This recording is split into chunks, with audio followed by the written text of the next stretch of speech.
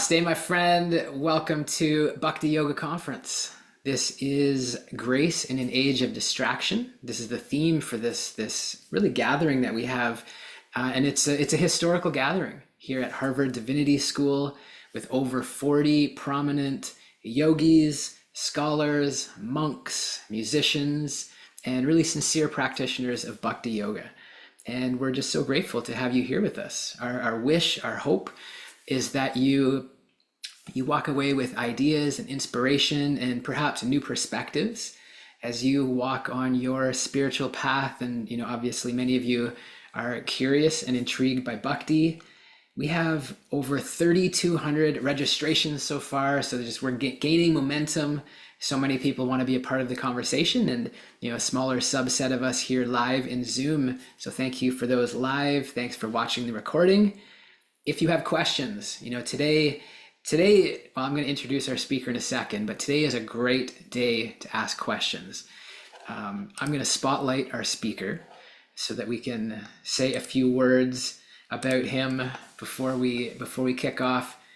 This is Professor Edwin Bryant, and I'm going to read a bio before I say a few personal words. And I know he's a very, in the sense, we were just talking about humility.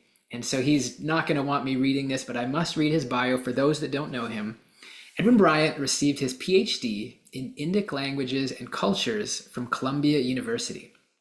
He taught Hinduism at Harvard University for 3 years and is presently the professor of Hinduism at Rutgers University, where he teaches courses on Hindu philosophy and religion. He's received numerous awards and fellowships, published 8 books, and authored a number of articles on the earliest origins of the Vedic culture, yoga philosophy, and the Krishna tradition. As a personal practitioner of Bhakti Yoga for over 45 years, a number of them spent in India, studying with traditional teachers, where he returns yearly. In fact, he's going next week. Edwin strives to combine academic scholarship and rigor with appreciation towards traditional knowledge systems. His teaching method is to allow the ancient texts to speak in their own voice and through their own terms and categories. Edwin's translation of and commentary on the Yoga Sutras of Patanjali is specifically dedicated to contributing to the growing body of literature on yoga by providing insights from the major pre-modern commentaries on the text with a view to grounding the teachings in their traditional context. Edwin's most recent published work is a sequel to this by the same publisher, entitled Bhakti Yoga, Tales and Teachings from the Bhagavata Purana. This work, too, seeks to ground the practices of bhakti in the traditional Krishna-centered framework of the Vrindavan devotional traditions. Now, I got to say a few words before we open it up to Professor. As we do, as Bhakti yogis, as devotees, we share our appreciation and gratitude for all of the speakers who have been here. And so we've done that. Yet perhaps the most influential teacher on my Bhakti journey is this man right here, Professor Edwin Bryant. He would be in Sanskrit what's considered the Vartma Pradarsaka Guru. So he was the spiritual teacher who really first meaningfully introduced me to Bhakti. Yeah, I was given a Bhagavad Gita and went to India a few times, but really he introduced me to this path. And so it was in 2020 during the pandemic. And so I'd been a Hatha yogi for about 10 years and traveling around, leading retreats, doing our Happy Jack yoga thing. But I felt a call to come back to school and to really bring more integrity, to, dive into the Svadhyaya side of the practice. So I applied, here to Harvard Divinity School, but I didn't get in. I got the rejection letter. And I realized what I really needed was a strong recommendation from a respected professor. And, that happened to be Professor Bryant. So I ended up spending a year with Professor Bryant to earn a letter of recommendation. Now, of course, the interesting thing is that shows it's a little bit conditional, it's like a little bit transactional. And that, unfortunately, is the reality of the material world. But clearly Krishna had other plans. I fell in love with Bhakti, and it's really been my focus for these past few years. So ultimately, we are here we're here at Harvard Divinity School. We're hosting this conference because of you. And I know right before we went on, who is saying, practice humility, but it's true. We are here but we give our grace and our appreciation to Krishna. He just happened to bring us together at the right moment. I could share countless examples of how this professor has inspired me and encouraged me, but we want to save time to engage him. So let us bring Professor Bryant on. My friends, if you are ready to get started with Professor Edwin Bryant, throw your arms in the air and loudly chant, Haribol! Professor, welcome. Thank you. I'm just going to move my camera so you can have a nice darshana of Lord Shiva there in the background. Beautiful. Well, thank you so much for taking the time to be here with us. We've got many fans who I know are studying Sanskrit with you, who have studied, different courses with you. You've been with us here at Happy Jack Yoga University. It's so great to have you back. Thank you, and thank you for that introduction, Happy Jack. It's great to see you again. You're doing a great job. Well, it You have the Shakti. You should really keep going with this. You have a nice manner of presentation and so forth. So maybe this is a little part of your calling, a small pocket of your calling to do these podcasts. So yeah, you do a great job. Well, thank you for your kind words. It really, what has made this conference amazing is the speakers, is the presence, and certainly there's so much that we can learn from you. I've been reflecting the past couple of days of where to go with our conversation, because this is going to be a conversation. You didn't come here to preach or to deliver a presentation, but really to engage with us. And so, as we said, if you have questions, share those at the end, have them ready. But maybe would you just start with, what brought you to spirituality? What brought you to this path? Because now we see you as this, 45 plus years professor, doing everything that you're doing. When you were a younger gentleman, what brought you to spirituality and bhakti? Well, I wasn't much of a gentleman when I was young, Happy Jack. But, other than that, a deep existential angst, which I think, I guess I came of age at the tail end of the counterculture, so there were all these ideas swirling around, but ultimately suffering, dissatisfaction, existential angst. If you think about it, that's the first noble truth of Buddhism. That's the very beginning of the path. Is dukkam, sarvam dukkam, just two little words, very curt, just captures everything.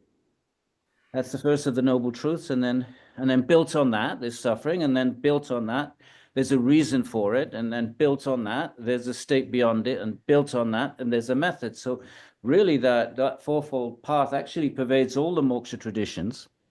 It's just that the Buddha kind of formulated it into this nice little, 4-point package, but actually it pervades even Patanjali Yoga Sutra. You can see those four noble truths just spread out across the first couple of chapters. So it's suffering. What else would it be? If you're a happy jack, well, you're a bit of an anomaly there, because you're a happy jack and you've taken to the spiritual path. But generally speaking, it's dissatisfaction, it's frustration, it's and the quest for something other, something more meaningful. So that, I think, is the trigger for everybody. Because if one really is blissfully happy, why would one seek anything else? You just keep going with whatever it is that one thinks makes one blissfully happy. So there has to be a trigger to look for something else, especially something beyond the mundane. If the mundane is keeping one satisfied and fulfilled, then why look elsewhere? That's the perennial old questions, why, the why, big capital W, why questions, why are we here, and so forth. That's part of it, but also dissatisfaction with one's existence. So something just happened to my screen, Happy Jack. Yeah, somebody's trying to share. You're back. There we are. So that's a pretty conventional answer, right? But it was deeply true for me. Beautiful. Well, thank you for that. And I guess maybe a little follow up to that. What made you fall in love with Krishna? in particular this particular path, because there's many, you mentioned Buddhism, there's many beautiful paths out there, and traditions and wisdom paths. Was there a tipping point for you where something clicked and it's like, you know what, this feels right, I'm going to give my life to this? Because you have, I mean, even though you're living in the material world as a professor engaging at a prestigious university, you've given your life to this path. What was it that had you fall in love with a sweet little baby boy, young boy? And I'm not sure I initially did fall in love with I thought it was all a bit weird, frankly. I first came to Vrindavan, the idea of God being blue and playing a flute. I mean, it just seemed, strange or just random. Why can't God be pink and play a banjo? But it wasn't so much that I fell in love with Krishna. I was brought to Vrindavan. I was one of these characters that hitchhiked across, back in the before the Khomeini came into Iran, before the Afghani-Russian war. I was literally one of the very, very, very last. Because when I got to Iran, they'd already thrown the Shah out. I didn't know. So the last that did that overland trail, and I was just wandering around India. I'd never met devotees. Well, once I'd met them in the London Underground, and they took all my money and gave me a little book, which I never read. Back in those days, the Christians were fairly aggressive in their marketing strategies. So but anyway, so I was just wandering about, and I was on a train. I was actually heading to a Buddhist conference, and I knew Buddhism wasn't my thing, but I hadn't. I'd gone to India I'd actually made a vow I'd never go back to the West at the time. I was just going to stay there until I found some sort of truth. And I was just sitting on a train, and I've told this story before. And on the folks, all the good-natured, lovely people on the train, they told me to get down at Matra, Matra, Matra. You have to get down here if you're looking for truth. Get down here, And I didn't have a clue what Matra was, but somehow or other, I got down because they were so well-meaning. And then this bus came, and it was all completely beyond my rational mind. I wasn't making decisions, and I ended up in Vrindavan in the temple. And when I got to Vrindavan, everybody sent me up the road to the temple. Angrez Mandir, Angrez Mandir, Angrez. They all, pointed up the hill. So up I went, and I wasn't. I walked in, but to answer your question, it wasn't that I fell in love with Krishna. I'd gone to India to completely and utterly dedicate myself 100% to the spiritual life. I'd gone to renounce the world, become a monk or a sadhu, and I was kind of like somewhere in between a hippie and a sadhu, because I had no real guidance. So I was sort of, doing the best I could.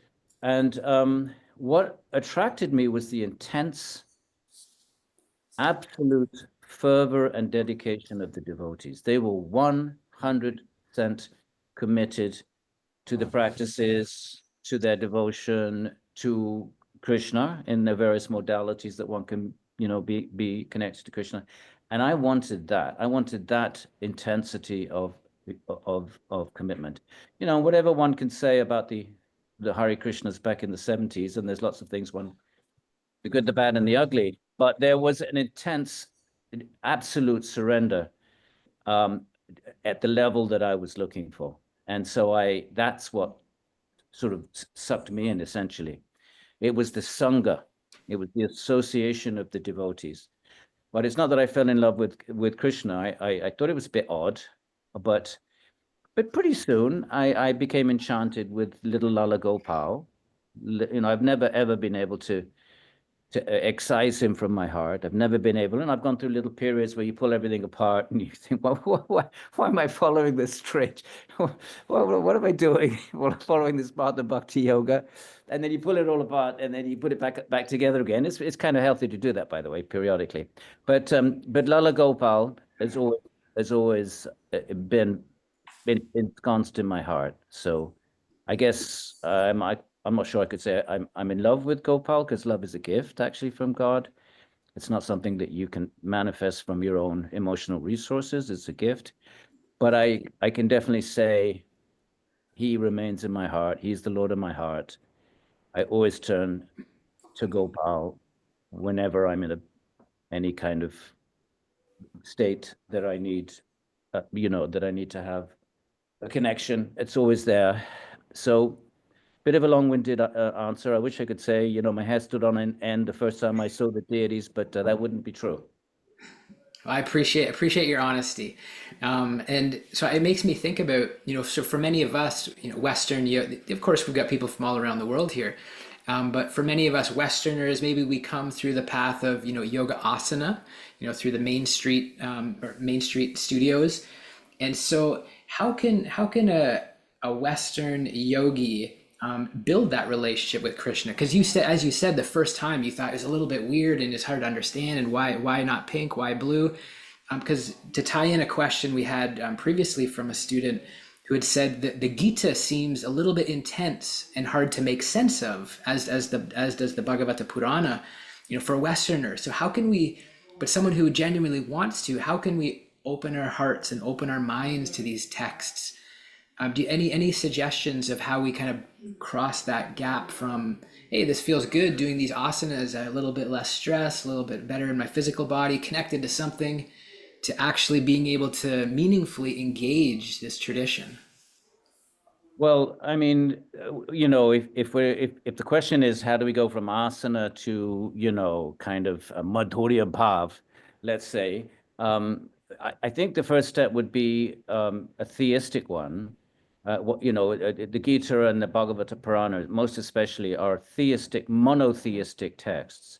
So the first step I would say is to recognize that we are not the supreme ultimate truth, because there's so many mystical traditions, including Buddhism, Advaita Vedanta, where actually we are, and even Kashmir Shaivism, where we are ultimately, at the end of the day, we are the highest ultimate causal truth. And Vaishnavism takes a different position, says, no, we cannot be the ultimate truth because we're in Maya. We're in bondage. How can the supreme ultimate truth be captured in Maya? We have no control over anything. We have no control over our karma. We have no control over, even over our own bowel movements. So it's a very obvious truth to Vaishnavas that there must be some power, and it starts off vague, unless you're born into a family of devotees or so forth. For I think many of us, you're referencing the Western traditions. We're not necessarily born into strong religious traditions, or we may be born into Christianity, which is very monotheistic, but perhaps we're not. The notion of God in Christianity is pretty vague. The God of the Old Testament is a pretty scary character. I'm just writing a book about God with form, and about half of the book is about Yahweh in the Old Testament. He's genocidal and not a particularly pleasant sort of character. So it may be the case that one's born in a monotheistic tradition and is not particularly satisfied with the depictions of God in that. We're looking for some other manifestations of God. But the first step, I would say, is to recognize there's a higher power. And then if one takes that step, then the path of bhakti is about surrendering to the path to that higher power, rather than the other paths of yoga, including to some extent Patanjali, even though Ishvara is there mildly in Patanjali. But these other paths rely on willpower and your own yogic virtuosity, your own discipline, your own mind control, your own viveka, your own sort of changing your own perception of reality. But it requires your own resources. In bhakti, of course, all of that is there. All of those aspects are there. But there is much, infinitely more of an emphasis on surrendering to the higher power.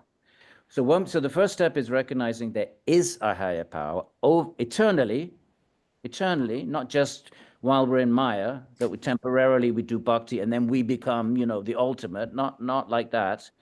So the first step would be to recognize a higher power. The second would be to surrender to that higher power. But to do that, we have to recognize we can't get very far on our own resources. We can't get very far in our own yogic virtuosity. We can get as far as a darshan of the Atman. You can attain a svarupa vasthanam, as Patanjali frames it. You can attain an experience, a transmental nirbija samadhi experience. You can do that by your own sheer willpower. So you can actually experience your own innermost truth through ego in one sense, but certainly through willpower. but to recognize, Patanjali just mentions very in a sort of peripheral sort of way, Ishvara, but to recognize as a higher power, that is to recognize that the only way to approach that higher power is it's not through your own yogic resources, although you do the best you can. You follow all the rules and regulations, but you're doing that in order to attract grace, not because those practices have any power over that supreme being, because nothing has power. That supreme being is completely, and nothing can in any way impose itself on God. God is the supreme power, the unlimited being. So whereas the bhaktas do all the practices, but they're doing it to try to attract grace. So the point is, the first step is recognizing there's something higher. The second, recognizing one's own inability to approach that. The third step is surrendering. When we surrender, then that being comes to us, Happy Jack. So if you say, how do you get attracted to Krishna? Well, I didn't particularly, but Krishna came to me. Krishna brought me to Vrindavan. And likewise with everybody else, they'll have their own story. When we surrender to Ishvara, Ishvara then manifests in our life in a form, in a manner that is suitable or suited to our guna karma inclination, whatever it might be. It's a mystery, suited to our spiritual well-being. So Ishvara takes that final step. So if we look at it, and I just put this together now, so I haven't thought this through. I might have to tweak it, but let's throw it out there. Step number one is to you're suffering. Step number two, seek a state beyond suffering. Step number two, recognize there is a higher power, and it isn't us. We might be a spark of it. We might be some little piece, tiny little, aspect of it, anksha. So step number two, recognize we're not that power. Number three, I missed a step already, surrendering to that power. Initially, that, in a sort of vague sort of way, and begging, beseeching that power to manifest, understanding there's nothing I can do except surrender. I can't force that being to manifest. That is completely the opposite mood of bhakti. Surrender to that power, and then the fourth or fifth, depending on which one I missed. But then Bhagavan manifests in our life, and it may not be anything like you expected. I never expected to end up in Vrindavan, and I certainly never expected to be worshipping a little blue, impish little blue boy that steals butter and plays a flute. It took me a while, but everything else fell into place. That was the last bit. Well, that framework's really helpful to see that path, and you just that discernment process that each of us as seekers needs to go through. Or do we believe in a higher power? Just exactly the way that you explained it. Maybe we could have asked this a little earlier, but and you talked about it already, but will you just define for us bhakti? You've written a very thick blue text. I know many of the yogis here have that text, and we love it. Being a Bhakti Yoga conference, give us a good sense of what bhakti is. Well, we can look at a couple of definitions, but let's just understand the word bhakti. And we do have, you're a Sanskritist. Did you finish? Have you been doing Sanskrit all the Still time? doing it, yeah. I'm in, yep. You're reading, or you finished the grammar? Finish the grammar, yeah. We're reading Gita and a lot of different texts. Oh, cool. Ramayana, yeah. Who are you reading with? With a Ph.D. student at Harvard. He's the interceptor, whatever they call it. He's the professor. Okay. Yeah. Well, bhakti is just grammatically, just bear with me. I think it's useful. Just structurally, bhakti is a verbal noun. Okay, what is the verbal noun? You have nouns, right? Like a pot, a plate, a cup. They're not verbal. They don't do anything. They're inanimate objects.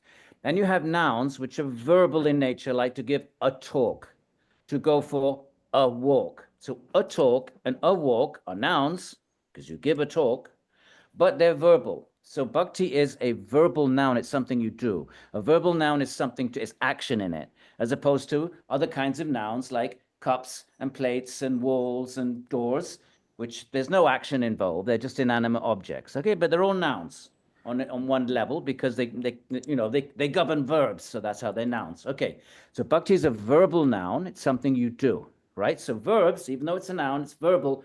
It has a subject and has an object. And this is right. And active verbs have a subject and an object. So the subject of bhakti is the bhakta, and the object of bhakti is Bhagavan or Bhagavati in the goddess traditions. So bhakti is a verb, action.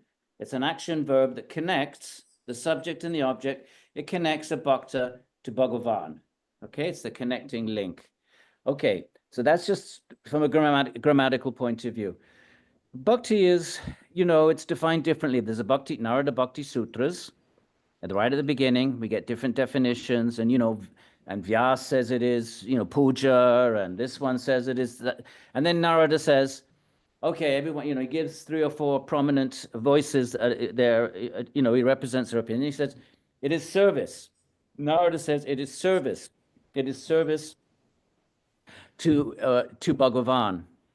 Now, if you think of the word service is a little problematic in English, because sometimes it can be, service can be associated with abuse, or can have negative connotations, right? Service, you might think of it indentured servitude.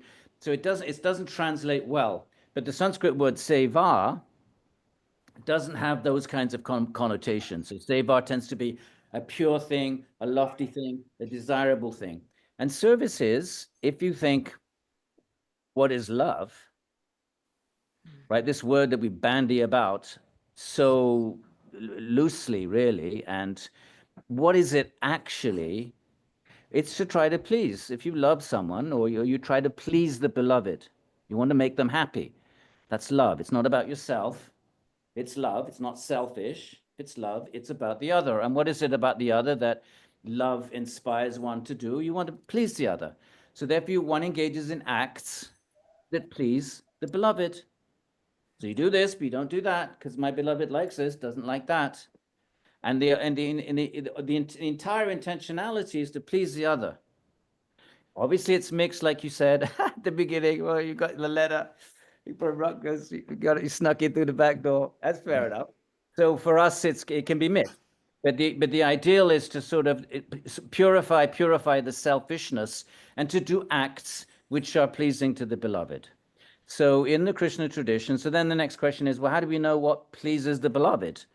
And that's where we have to take guidance. We have to take, we have to take that. That's why we have a tradition. That's why we have sacred texts. That's why we have what's called Vaidhi Bhakti.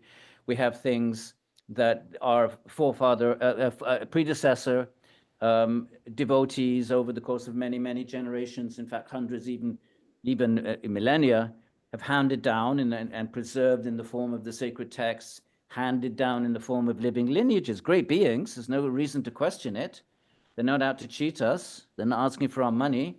These are mostly renunciates. They renounce the world. They have absolutely no reason to be handing down this information other than for our spiritual well-being. So they hand down the information about how to please the beloved. And in each of the different Ishvara traditions, a lot of commonality, but some of them have specific things that, because each Ishvara has specific personalities, and therefore specific tastes and specific ways that one can please the different forms of Ishvara and Ishvari, if we cast a broad lens. So Krishna being, in the Krishna tradition, the form of Bhagavan, not the form, but the form, the manifestation of Bhagavan that is captured the hearts of the Krishna devotees. There are things that we do that please Krishna, such as, puja and japa.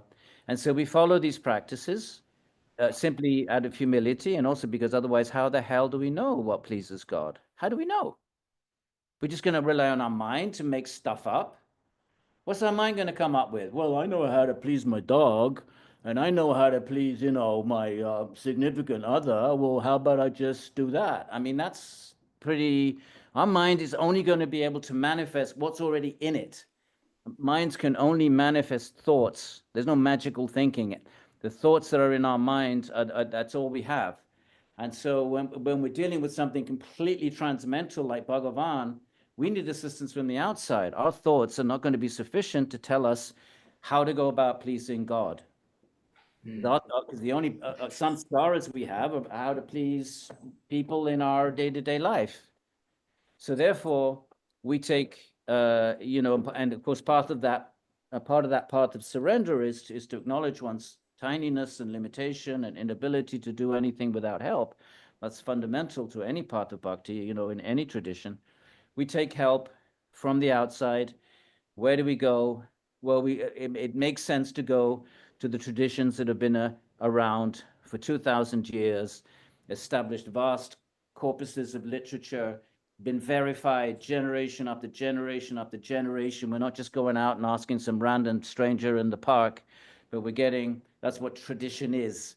It's substance. And so we follow the advice of those in terms of how to serve, which again means how to please Bhagavan. Remember, service is love. Or rather, love is service. What else is it? Might be emotional and feelings, but what makes it real? If you really love someone, you serve them. Maybe we should change the word and try to find a word like savor, or maybe we should just import Sanskrit. Well, if our English language is inadequate, we need to standardize Sanskrit words like we do.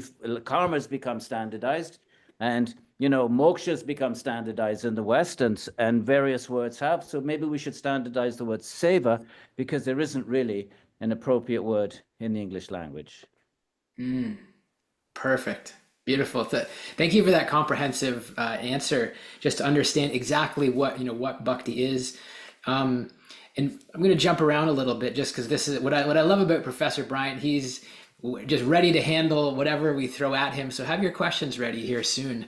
But a question that got sent in was along the line. I'll keep it anonymous. So they said, sometimes it feels a bit transactional. They're talking about their understanding of bhakti or this tradition. Sometimes it feels a bit transactional, similar to the Abrahamic religions, where you're supposed to do something, be good to others, or sometimes making other religions wrong, or to deserve God's love, or you go to hell, or you have to do X amount of rounds of japa, or you must purify yourself. And so the question ultimately is how is Krishna Bhakti different for you? Now let's keep in mind, we have many Christians on this call. Myself, I still very much connect to my Christian upbringing. And so obviously respectful of all traditions, and understanding we're dealing with people. But I don't know if it's a tricky question, but is there some way that Krishna Bhakti is somehow inherently different, or more inclusive, or more open, or more respectful? Or is it really the fact that we're dealing with people and how they present it? Maybe they're fanatical this or fanatical that, or dogmatic. I would say no. I would say Krishna Bhakti is transactional. That's what Vedic Bhakti is. It's transactional in the beginning. Remember, it all starts from suffering, and you want to put an end to suffering. And so you realize you can't do it by your own resources. The beautiful verse in the Sankhya, the first verse, because of the threefold miseries, one is afflicted, and because of the failure of all known means to rectify it, one takes to the spiritual path. So you're suffering, you try your known means, meaning, let me make more money, let me change my partner, let me move to Hawaii. These are the known means. And then when all of those failed, then you take to a spiritual path. In the case of bhakti, that spiritual path entails recognizing there's a power higher than oneself. So it's transactional in the beginning. And you can't help that. After all, it's the self that's navigating the universe. It's the self. Everything has to come from the point of view of the self. You don't even know there's a universe out there. You meet a really heavy-hitting Vijnanavad Buddhist, he'll convince you that it's not even a mature world out there. It's all a projection of the mind. So any access we have to any kind of realities from the self. You can't help being self-centric, because the Atman is the self, and consciousness is emanating out from the Atman. So therefore, we are metaphysically, ontologically self-centric. So in the beginning, we seek the removal of suffering, and we recognize there's a higher power, and somehow or other we surrender to it, and somehow or other it comes to us in a form like, let's say, Krishna. In our case, it could be Ram, all these wonderful, marvelous forms. Lord Shiva there in the background. How cool is that? So these are, all wonderful forms because Ishvara comes in different ways to attract different dispositions of the living entities. But slowly, as may be the case even with mundane relationships, they start off transactional. And slowly they become purified as we begin to recognize the humanness of the other, just from personal connection with the other, you realize you become more sensitive to the feelings and sensitivities, and you're able to project yourself into that person's, the more you get to know someone, the more you can empathize. From empathy comes sympathy. I think that's even true of mundane relationships. They start off transactional and eventually they rise up to higher planes. In the case of bhakti, there's nothing you can do. You can try to purify the transactionality. You can recognize it, you can lament about it, you can pray to be free of it, but ultimately love is a gift of Bhagavan, because Bhagavan is captured by love, and you can't capture Bhagavan from your own resources. Then Bhagavan would be limited by your ability to capture him. So love comes from the outside. It's a gift. Bhakti Lata Bij, it's a gift. So when that gift is given, then all of a sudden transactionality evaporates because it's replaced by just love. And when you're in love, you don't care. You forget yourself. You forget yourself, and you're simply 24. These were all the stories in the Bhagavatam are illustrative of. These great exemplars, they forget themselves, the gopis, all the Braj Leela, they forget themselves. And they simply are thinking of the beloved, but you can't just piggyback to that. Don't stick your nose up at transactionality. You have to go through the transactional stage. Of course you do. And you reckon, but what you can do is try to be, be aware of it, pray to be free of it, but just keep going, keep going. But the whole point of keeping going is you're trying to attract Krishna's grace. All those practices in terms of on a mundane level, okay, they purify your mind, they make you sattvic, all of that, but you don't get love from them. So you're preparing your mind, you're making yourself sattvic, you're doing all the regular yogic stuff, yamas, niyamas, all of that, but you're preparing your mind, and simply you're basically saying, look, Bhagavan, I can do nothing. These are my pathetic little attempts to try to attract your attention. Please, please, please, give me some grace. Give me a tiny, read the prayers of the great Goswamis. Give me a tiny drop of grace that I can get out of this transactional, I'm suffering kind of modality, which you can't escape from. It's real. It's true. And give me a drop of that love, that prema that we read about. Because even just a drop, then you forget all about suffering, all about yourself, all about that, and you embark on the path of total 100% absorption in the other, in the beloved. But that's a gift, Happy Jack. You can't get it by your own resources. All you can do, or me, us, we, is try to attract that grace by our pathetic little yogic practices. Ah, beautiful. Thank you. Thank you for that. Every time I go to ask the next question, I'm like, well, you kind of addressed it a little bit, but what I'm curious about is with regards to doubts, and because sometimes I feel at least if we're really sincere and really serious about it, and we're giving ourselves fully, I can kind of question myself because I look around at my family and my parents, my brother and sister who are, and they think I'm nuts. They don't understand it, and so I can sometimes have this little bit of doubt. I'm curious. Do you still at this stage have doubts, and if so, or if not, if you have at some point, how do you navigate that? What is it? What do you come back to? Is it your sadhana, your practice? How do you get doubts, and if so, how do you navigate them? I absolutely get doubts all the time. And one has to have doubts, Happy Jack. Jiva Goswami says, until you've seen Krishna, if you don't have doubts, you're a fanatic. What's a fanatic? A fanatic is someone that refuses, cannot entertain doubts because it's too troubling and it shakes that person's worldview. You have to have doubts. to be a rational being. What is a rational being? That you're constantly considering the other points of view, constantly rechecking in. Why am I doing this? How did I put this together? Where did it start? That is healthy spirituality.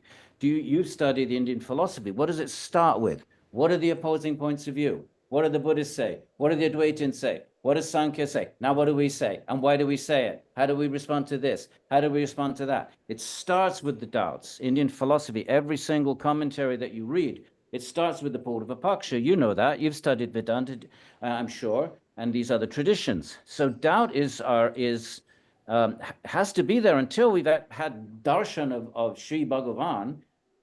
We're going on faith, and we need to recognize that. So so that's the first thing.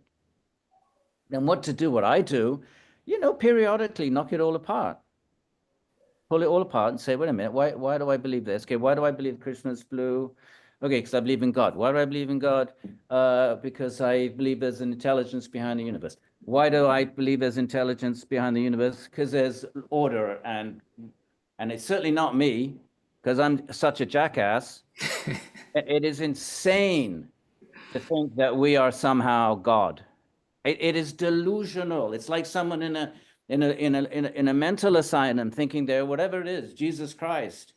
How on earth, if we are God, have we found ourselves in this mess? That's a question these traditions will always slip away from. They'll always wriggle out of that question. So pull it all apart. Okay, what is non-negotiable for me? It's so not because I'm of fanaticism, but because the alternative points of view just don't match up. And the first thing is there is intelligence behind order in the universe. If you don't believe that, and you believe in just the random interaction of forces and subatomic particles, that's a much bigger leap of faith for me anyway, than to presume, as all theists do, that positing intelligence is a better explanation for order in the universe. You've also got to deal with this Big Bang, but what triggered the Big Bang, and all kinds of questions like that. But so if that is just something that's so obvious, you really don't need to keep deconstructing it. There is intelligence.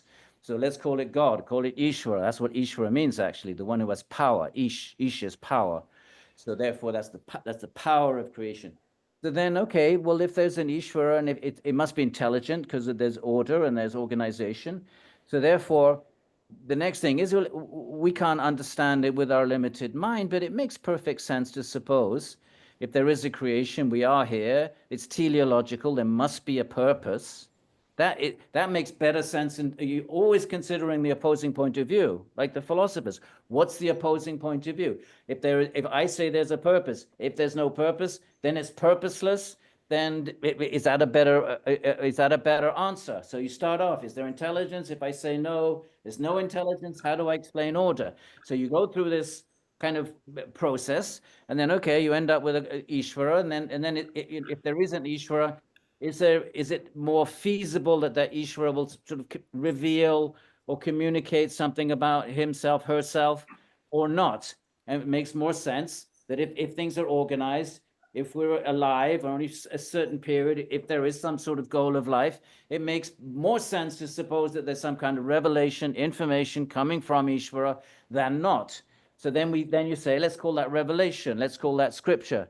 So then once you've got that far, you're right, putting it all back together again, then you look at the scriptures of the world. What do they have to say about that intelligence? So you read the Old Testament.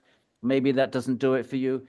Check in, I've been reading it because I'm writing this book called In Defense of a God with Form. So I've got 5 chapters on Yahweh of the Old Testament from the Judaic perspective, Greek philosophy, the theism, and so on and so forth. So I'm actually dealing with this. What are these alternatives? So then you read the various scriptures. They're all wonderful. Who has something to say?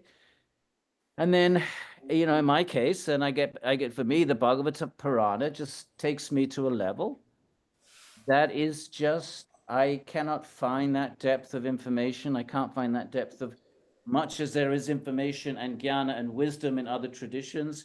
For me, personally, nothing touches the Bhagavata Purana, both in terms of jnana and in terms of information about the nature of Bhagavan.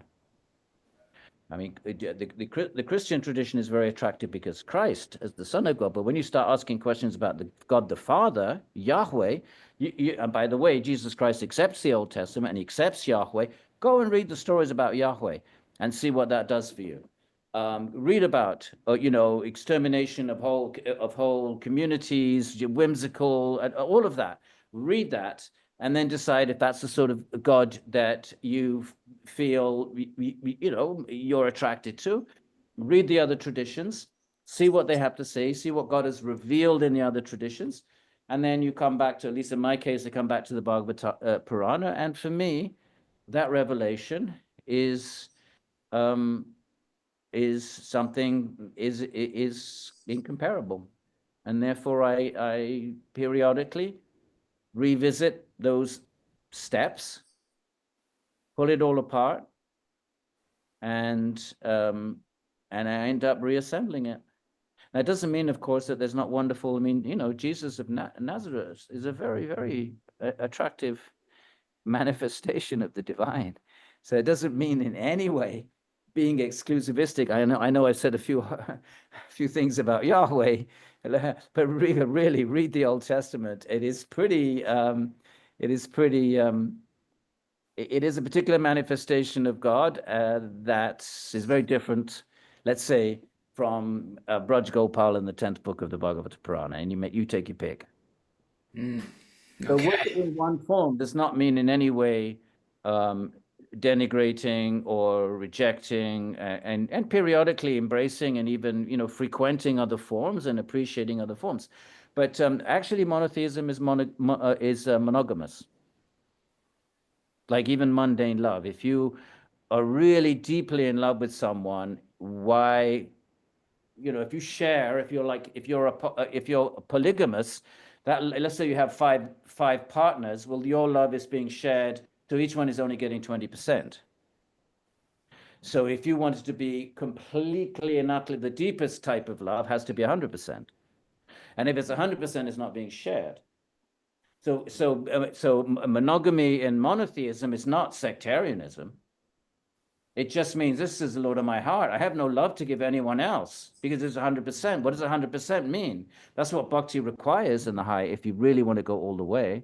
But that 100% doesn't mean in any way disrespecting or rejecting other forms. And you can appreciate that a Shaivite loves Shiva in the same intense way that I love Krishna. You can totally embrace that and recognize that. So being 100%, which is what is required in all these traditions to go the whole way, 100%, that means you're completely absorbed in your beloved, and there might be some cultural occasion where you do some Shivaratri or you do some Christmas carols. There might be these cultural, but in terms of your heart, 100%. And of course, these other forms are all the same being, that too. But it's this particular manifestation that if it's going to be 100% love, it's exclusivistic, it's monogamous. Yeah. And of course, then, so that's my understanding, Happy Jack. Beautiful. No, thank you so much for that. I'm going to squeeze in one more quick one, and then we're going to bring it over to Sarah and George.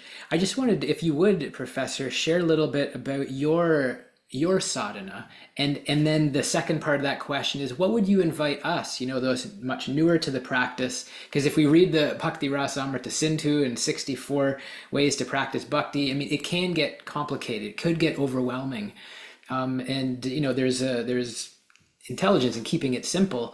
Would you share a little bit of what does your practice look like, or what has it looked like? How has it evolved?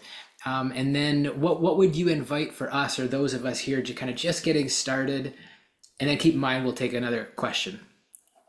Well, mine is, when I was younger, I would go running around pilgrimages, visiting the big temples, walking around Vrindavan, 2 hours, the whole thing, for years and years and years. And now I'm at the point where, why, so I've really basically trimmed it down to japa, Bhagavata Purana, and puja. And I go to India and I don't go running around. I don't go visit the temples even anymore. I don't even go to the great Goswami temples anymore. I just do go seva.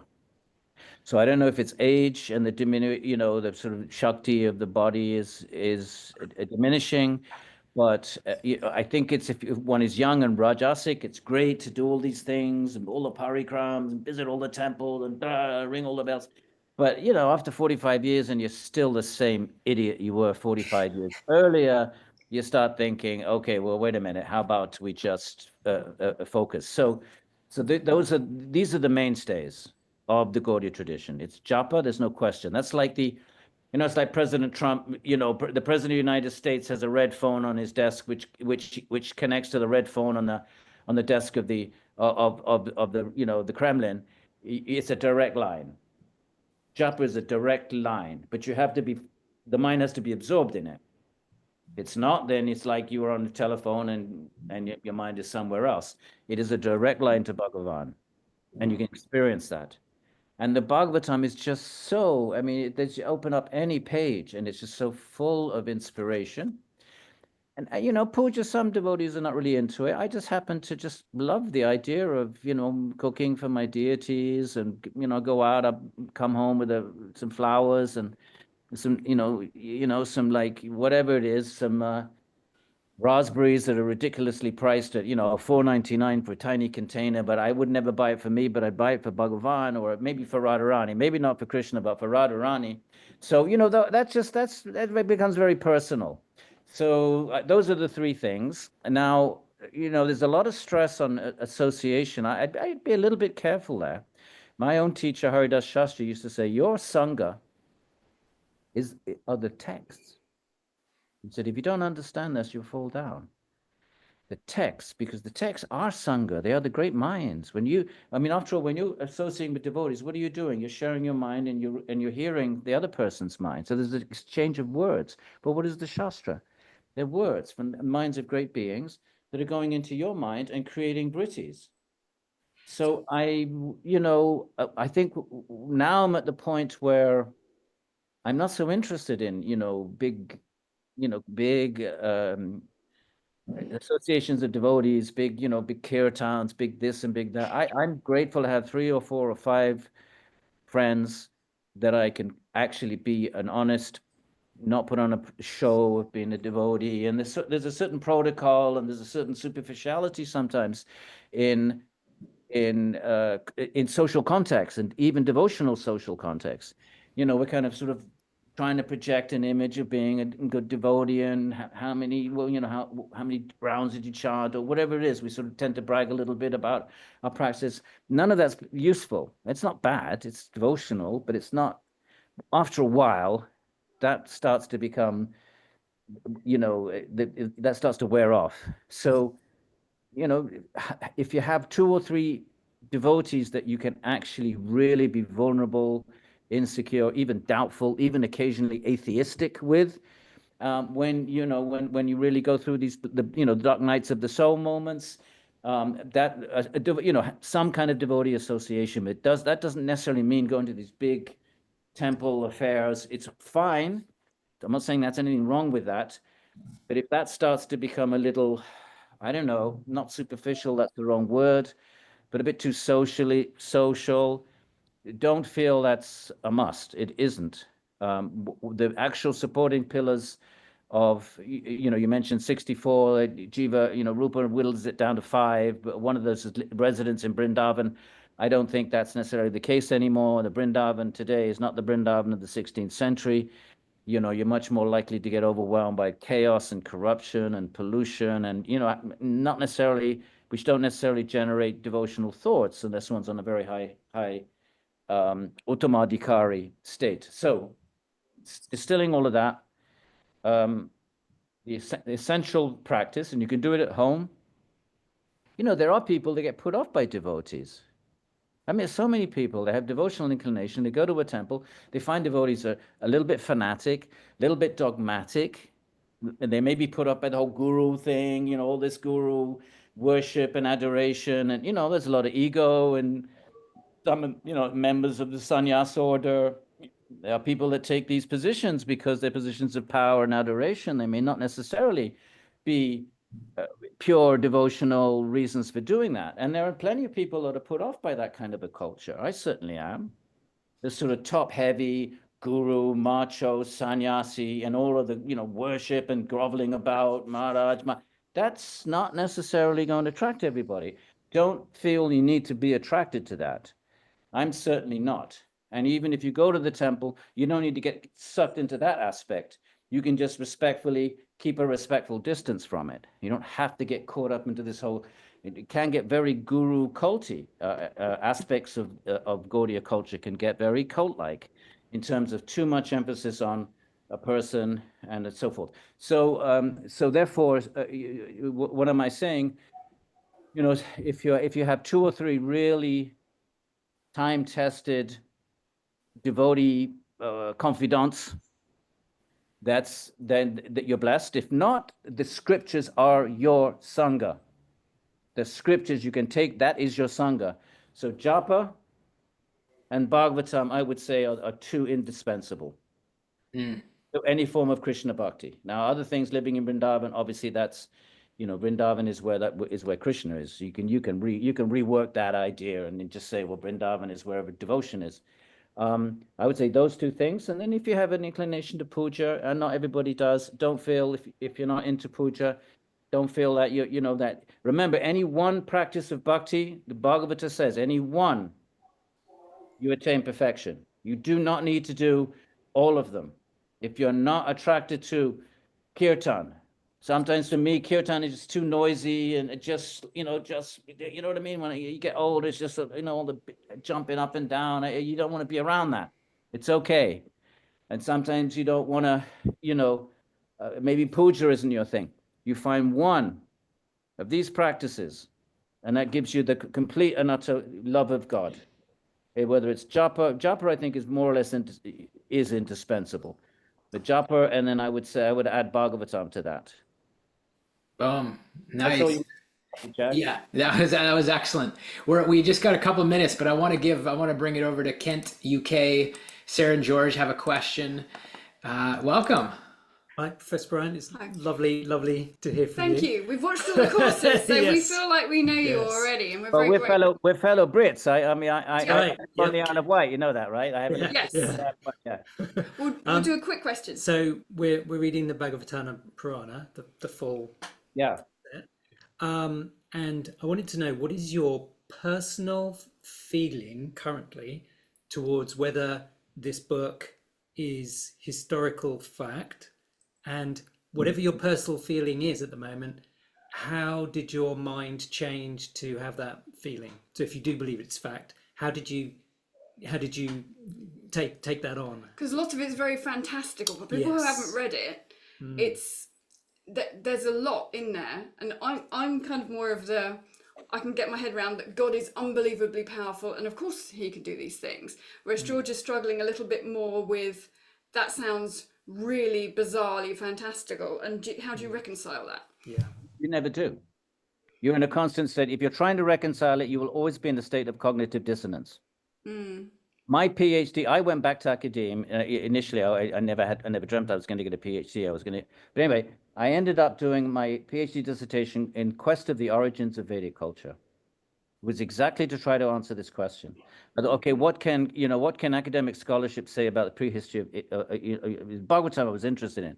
And so then I ended up in the realm of archaeology and historical linguistics and Indo-European linguistics, and the whole thing then, of course, politicized because of Hindu nationalism, piggybacking on European Aryanism of the early 20th century. So and I ended up wrote my first book, In Quest of the Origins of Vedic Culture. It really was. I named it that way, but really it was in quest of whether the Bhagavatam is historically true or not. Like, obviously you can't. Good luck getting someone to accept the PhD called that. But so there's no answer. And clearly, whatever we know from academic scholarship in terms of the historical record is utterly incompatible with, as you say, I love that word, fantastical notions of time, etc., in ancient India. So I don't reconcile it. I have never been able to close the door on the fact that it could all be possible. because the archaeological record is massively, I mean, we have to take it seriously. We have to respect it. It's a bona fide attempt at, at empirically, uncovering history. So not to just, cavalierly jettison it because it contradicts the scripture, but not at all. We have to go by that. That's the dharma of our day and age. We have to follow dharma. So the dharma of academics is linguistics and archaeology. So that's actually dharmic, to follow the knowledge systems of our time, or at least to respect them. But at the same time, Bhagavan is Bhagavan. And like you said, I know it's, people that are not devotees think this is just a cop out and, to say, well, God can do anything, right? Actually, that goes back to, I was reading an early church father, Origen, the 3rd century. And one of the earliest critics of Christianity was this guy called Celsus. I love him. He was so, and he goes, oh, these Christians, they always make these fantastical claims. And whenever you challenge them, he says, they take recourse for the mentally impoverished, the intellectually impoverished, he says. They say, oh, well, God can do anything. So that was annoying, 2,000 years ago. And so I would, so to how to navigate this, if you're in academe, then you have to follow the dharma of academe. And you write books like In Quest of the Origin of Vedic Culture. But if you're in a space of a devotional space, then you follow that dharma. And that dharma, it's all true. Bhagavan does all this cool stuff. He rearranges the planets when he enters. And Ravana has 1,000 heads. And I think this idea of even the question, is it true or is it false? It's nothing wrong with that question. We have every right to ask it. But another kind of question would be, does it give me love of God or doesn't it? If that's the foremost question, is this going to give me Krishna prema? Then if that means accepting all this other, at least entering into the universe with all this other stuff in it, that's fine, I'll do it, provided I get, love of God. So that's the kind of, so it's a question of, so it's a different question. Whereas the academic question is it historically true? Obviously, we're going to have a much harder time trying to fit the Bhagavatam into that kind of a question. So I suffered a lot when I first, because I'd lived in India for years and I'd come, I had a traditional mindset. Then I went to an Ivy League, I got a Ph.D. in precisely this very thing, which I chose to torment myself. For years. Nothing got resolved. I was able to see that the academic method is massively flawed. There's huge presumptions going on there, but it's the best we can do through the empirical method. So I would try to be really dharmically faithful to that method, but I was pushing it as far as you could possibly push it, as a devotee. But you won't get an answer to, are they reconcilable in a kind of a hardcore historical sense? You will torment yourself. You will never get an answer. And it's therefore just push it, therefore, why torment yourself with something that's not answerable? And then I think the question should be, do I want love of God? Let me bracket this historical question, and it looks a bit iffy, frankly, from that point, from an academic point of view, very iffy. But do I want love of God? In which case, if that's what I want, let me seek that, even if it means pushing certain things, not in a fanatical way. They linger about, they're there. You can activate them when you're talking to academics. You have to talk that type of language, but maybe consider, okay, well, since I'm looking for love of God, how about I just dive into this and just not accept or reject it, just dive into it. How about suspend those questions and just dive into it and see if something arises in my heart that feels a little bit like an attraction to God. And how about just bracket those questions? Would you say then, I don't know if this fits, considering them as almost stories all sounds like fiction, of how to facilitate that love? Well, you've already loaded the question there, because if you're Yeah, saying, you're saying it's not saying true. their story, Right, there's nothing wrong with that. There's nothing wrong with that. The Bhagavatam says it doesn't matter. When Krishna walked into the arena in Mathura, some saw him as a prince, some saw him as a powerful male, some saw him as a gorgeous dude, only some saw him as a supreme personality of Godhead. So you know, it doesn't matter. If you want to think of them as stories, as fables, let's call them legends, because legend is a nice polite word. Because if you say they're myths, that means they're not true. If you say they're historical fact, well, you know, the academics that could come, you know, chasing after you. But if you say they're legend, a legend is something that is reported to be true. It's you know, it's been handed down as true. You're not taking a position on whether it's true or not. So that's why when I translated the 10th book, I called it the beautiful legend of God. I thought a lot about it, because a legend, you know, could be true. King Arthur could be true, right? So therefore, but if you want to think of them as stories, George, if your rational mind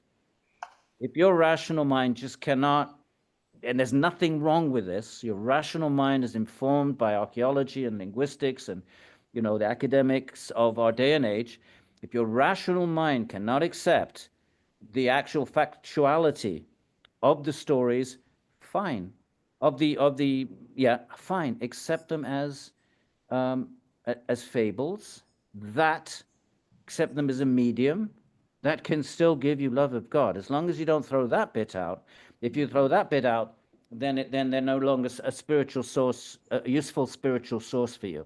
But as long as you think of them as legend, even think of them as myth, fine. That's fine.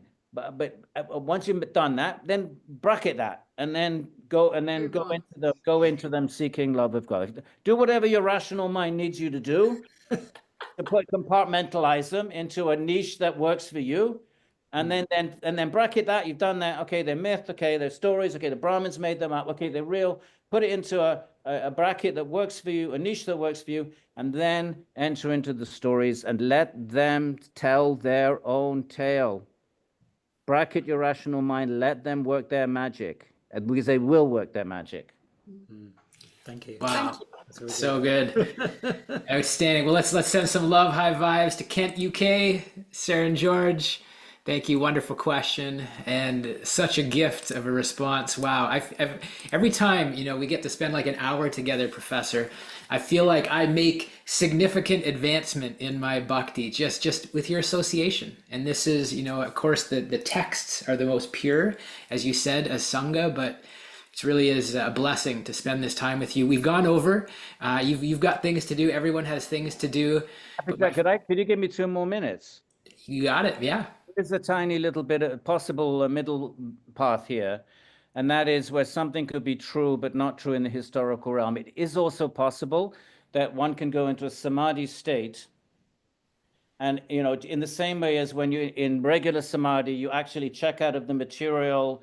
The consciousness is no longer, you know, pratyahara, that is no longer absorbed in the body, and it's sarupavastanam. It goes to a different dimension of reality, which is the dimension of pure consciousness.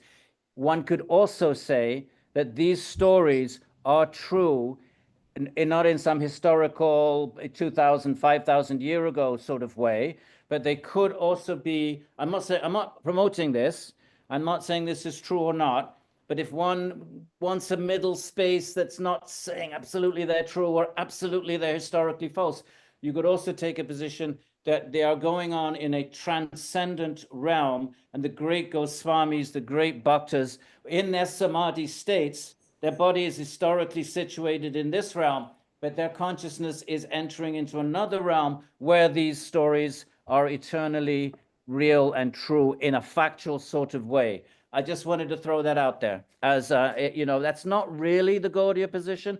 It's not really the Bhagavatam position, which does present itself as historically true, but it's an option. Nice. So good. I love your honesty, your openness, and your straightforwardness.